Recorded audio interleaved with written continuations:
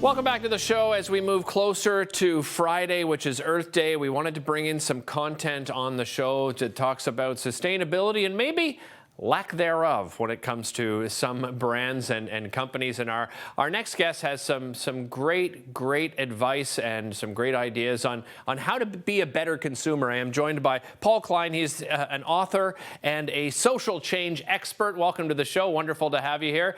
Paul, let's talk about, I mentioned to you off camera, Catherine McKenna is coming up on Friday, and, her group is talking a little bit about greenwashing. There's also something called social washing. Can you explain that to our viewers?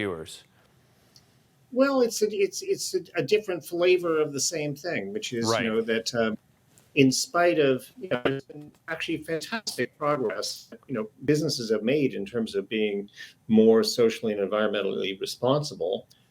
And one of the things that is part of this that everyone has to be aware of, in addition to recognizing the good things, is that very often organizations have become very good at telling a story of change rather than actually making change itself, if that makes sense. No, it certainly makes sense. Can you give examples of some brands that are doing it correctly? They're going to say the ones telling the stories. Yeah, well, that'd be a long list, Paul. I don't think we have time for that. No. Well, there's, as I said, I think it's a kind of best of times, worst of times story. The situation, so there are amazing examples of corporations, businesses of all kinds who are making an incredible contribution of being very innovative. I have to say, your earlier guest today, Heather, I believe her name is Heather Jeffries. Yes. And she has her business based there in Ottawa, Reform. I think it's Reform Design. That's right. And so I love that. It's fantastic. There's all kinds of amazing examples in Canada. There's Jen Harper's incredible Cheekbone Beauty, which is was reinventing the beauty industry and supporting Indigenous Canadians at the same time. There's an amazing one I just heard of is a Canadian brand. It's called Longi, and they're based from recycled plastic bags, and also supporting women's health and creating awareness of women's health issues. And there's other. I'm aware of so many. Ottawa itself, I have to say, is a real hotbed for social enterprises who are doing incredible work.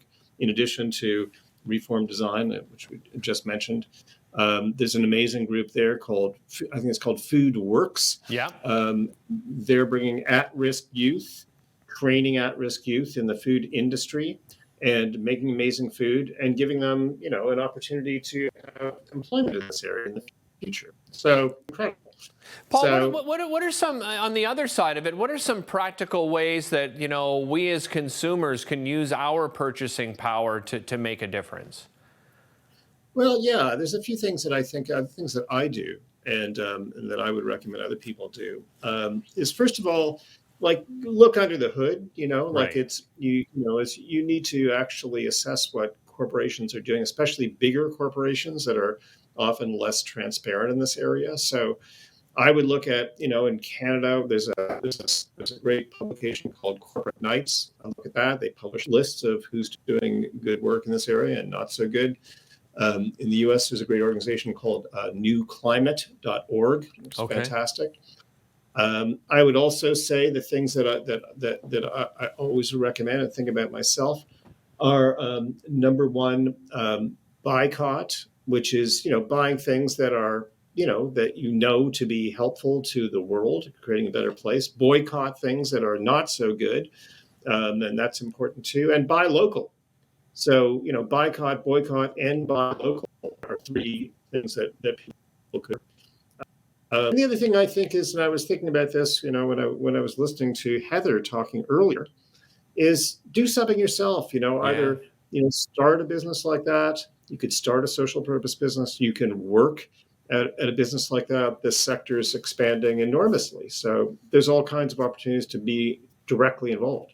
Great advice, Paul. Paul, wish I had more time with you, but really appreciate you spending time with us here today. Thank you so much. It's my pleasure. Thank you. Another thing I would throw out there, too, is repurpose. You don't always have to buy new. There's many ways to repurpose things that you already own. We'll see you next time. Thanks for watching.